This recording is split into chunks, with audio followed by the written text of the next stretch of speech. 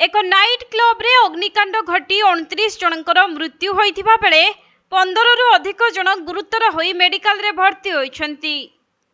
तेबे एक 16 महला विशिष्ट कोठार तल महला रे नाइट क्लब टी थिला एवं एहार नवीकरण काम जगु क्लब टी बंद रहिथिला। किंतु नवीकरण कार्य चलिथिबा बेले सेठारे भयंकर अग्निकांड घटिबारु 29 जनकर मृत्यु होइछि। तेबे ही मामला रे पुलिस क्लब मैनेजर समेत 8 जन को अटक रखी पचराउचरा करुथुबा जना पड़िछि। मिलिथिबा सूचना अनुसार तुर्कीर इस्तानबुल सहर रे थिबा एही नाइट क्लब रे भयंकर अग्निकांड घटिछि। आउ क्लब टीर नवीकरण काम जगु क्लब टी बंद थिबा बेले भितरे केवल श्रमिक माने कार्य करुथिले। तेणु अग्निकांड रे प्राण हराइथिबा व्यक्ति माने क्लब रो नवीकरण कार्य रे संपृक्त थिबा श्रमिक बोली जଣା पड़िछि। सेपटे आहत मानकु निकटस्थ डाक्तरखाना रे भर्ती करी चिकित्सा करा जाउछि।